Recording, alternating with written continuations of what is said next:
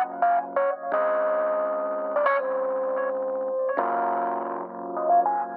everyone, welcome to Wax Pack Wisdom, where we talk baseball history through card breaks and the cards we love. My name is Jake T. O'Donnell. Today we're opening this rack pack of 1988 Donruss. So this is the first time we've opened one of these on the channel.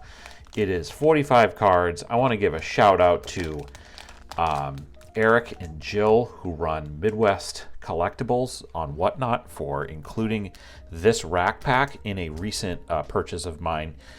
Very nice of them to put this in a giveaway. I don't even think they know that I run this channel. Maybe they do. The info about the channel is on my Whatnot profile, so maybe they do. But either way, very nice of them to do this. Obviously, you know, in retail you could find these, and back in the day. And this isn't, like I said, this is an 88 Donruss rack pack. Not a wax pack, but a rack pack, a cello rack pack. So there are 45 cards in this, so I'm going to try to go through these relatively quickly. If there are guys who we feel like are worth talking about, we'll talk about them. If not, we're just going to kind of move through them. So, and I'll put them up if they're one of those guys. Ken Williams, longtime executive with the White Sox, and then ended up was actually let go in 2023. There's Keith Moreland, Mike Lloyd, Mark Williamson looking happy, Alan Ashby, Jerry Royster, longtime big league coach. All right. Craig Lefferts was a pretty good pitcher. Kirk McCaskill, don't know a ton about him. There is Fred Lynn, who was, of course, many great years with the Red Sox. I spoke about him on a different video where we talked about him in his, it kind of went in depth on his career. I'm not sure which one that was, but this would be later in his career. I think he finished up his career with Detroit, but he was with the Red Sox, of course, the Angels, then the Orioles, and then I think he finished up in Detroit. But great outfielder, great defensive outfielder, and showed a lot of power early in his career. Chris Bosio with the Brewers, years later was with the Mariners, and threw a no-hitter against the Red Sox, and then was a pitching coach in the big leagues for a long time as well. After that, there's Jose Mesa, who was a closer. I don't even know that I knew that he was with the Orioles early in his career, but of course was the closer for the Indians during their sort of great years in the World Series eras in the mid '90s.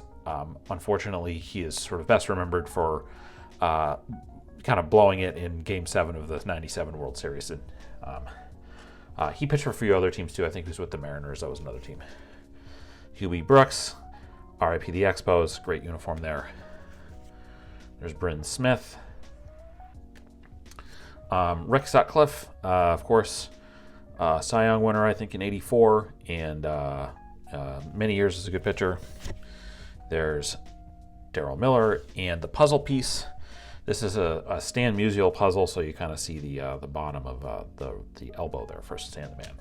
All right, so that is the first 15 cards. We didn't get any Hall of Famers in there. Let's see what we get in the next group on this rack pack. Okay. Bill Schroeder. Here we go. Hall of Famer. We got Tony Gwynn. Excellent. So there you go. One of the greatest hitters of all time. One of the greatest, one of the all-time best batters. Just the ability to put the bat on the ball, sort of second to none in history. And maybe second to like Ted Williams, but just like generally speaking, his ability to put the bat on the ball was the best. And gone too soon, but Tony Gwynn. There you go. So we got one Hall of Famer at least in here. Todd Stottlemyre from the Stottlemyre pitching family. There's Manny Trio, who was a really good infielder, second base type. There's Otoby McDowell, one of the great names in the game. And then we got another Hall of Famer in this grouping. One of my all-time favorite players, Paul Molitor. This is one of the first times, I think, on Wax Pack Wisdom that we have pulled a Paul Molitor card out of a pack. Growing up, probably one of my, probably easily my top 5 to top 10 favorite non-Red Sox players as a kid. Just he had that great batting stance. Didn't really have much of a stride. You talk about somebody with the ability to put the bat on the ball. He was tremendous at it. He was the hero in the World Series, I think, in '92. It was a great trade acquisition for the Blue Jays to get him. I think he was the MVP of one of those World Series. I think maybe it was the '92 World Series, or it could have been '93. I can't remember. That kind of runs together. But he was mostly a DH, especially later in his career. But he also played a lot of third base. He played some first base. Was on all those teams with Robin Yount, and eventually settled back with the Twins, which was his hometown team, and then managed the Twins for a few years after. But Molitor, just one of my all-time favorites. If you watched our SGC reveal video, one of the first ones we did here on the channel, the rookie card that I have with him and Trammell, one of my favorite cards, dream to own it, glad that I own it now. And Molitor, one of the greats, one of the great players of the 80s and 90s. And again, somebody that I'm glad I got the chance to see and witness his career because he was that good. There's Sid Fernandez, really good reliever for the Mets. There is Don August. Paul Kilgus, business in the front, party in the back. Looks like party in the front too, actually. There is Ken Griffey Sr.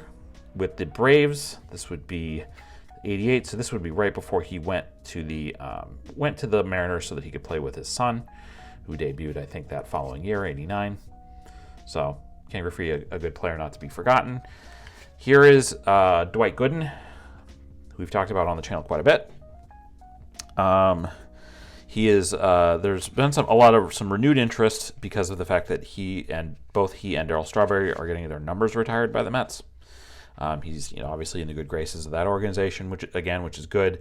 But Dwight Gooden in the mid '80s was as dominant a pitcher as there has ever been, especially like based on his age in particular.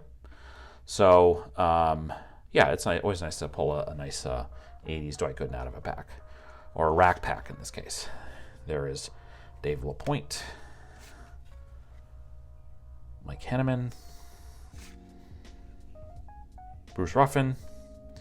Last card in here is Jay Bell, who had a really good long career as a shortstop in the big leagues, played with the Diamondbacks, was on their World Series championship team in 2001. And then there's a really nice puzzle piece of Stan the Man. You get to see kind of the face there. So it's like, I think you can see how I'm just going to show you this. You kind of see how the puzzle pieces lock together there a little bit. I'm kind of not showing it the best I could, but Stan the Man. He was the man and is still the man. All right, on to the final group of 15 cards. If I can get it open. All right, here we go. Jerry Reed, Floyd Bannister, a good pitcher for a long time, many years in the big leagues. There's Darrell Evans, who was a really good hitter. I think he hit well over 400 home runs in his career. Whoops, just knocked that over. But yeah, Jody Davis, good, decent catcher. Tony, the nice Donruss Diamond Kings card, which is always a cool look. Tony Fernandez on the Diamond Kings. Tony Fernandez was an outstanding hitter in the big leagues for a lot of years, and is somebody that's a little bit forgotten, I think, these days. Billy Ripken, remembered for two things: being the brother of Cal Ripken Jr., and also the baseball card from the '89 Fleer set that includes an expletive at the bottom of his bat. If you know what I'm talking about, feel free to look it up. I'm not going to repeat it on the channel. There's Tommy Gregg. Scott Bankhead, I think he pitched for the Red Sox as well. John Tudor was a really good pitcher, lefty pitcher, sort of a finesse pitcher, I guess you could say. Good one. There's John Marzano, who was a backup catcher for the Red Sox. He was like Rich Gedman's backup for a few years. I think he was a member of Team USA. I believe he pitched with Roger Clemens. Ron Robinson. There's Bob Melvin, who is actually managing the, he'll be managing the Giants going forward now. He just got the job this year. So there you go. There is Rick Leach, Denny Walling, Gary Ward, and then the last puzzle piece, kind of the top of the bat for Stan the Man. All right, so that's it. So we got, I think, some good players in here, but I think obviously these three cards, the Dwight Gooden, Paul Molitor, Tony Gwynn, those are the really good ones. I'm gonna put Paul Molitor in the middle, just because, like I said, I don't think we've really pulled many Molitor cards out of packs on this channel so far. So there you go. That's a 1988 Donruss rack pack, and that is going to do it for this edition of Wax Pack Wisdom. Tell us what you thought of this break. What's your favorite card we pulled today? Do you have a story of one of the players in this pack? Was there somebody that I glossed over that you have a story about? Please leave us a comment. We love to see your comments. We love to see the stories about the guys that you find in these old wax packs. We would love to hear it. So please leave us a comment below. If you enjoyed this video, we invite you to give it a like and subscribe to our channel so you don't miss any of our Wax Pack Wisdom content. In the video description, you can find links to where you can follow Wax Pack Wisdom on all social media channels. You'll also find a link to a list of our favorite nonprofits and charities. If you enjoyed this video, please consider a donation to one of those organizations. It would mean a lot to us. Thanks very much for watching. We'll see you next time on Wax Pack Wisdom. Take care.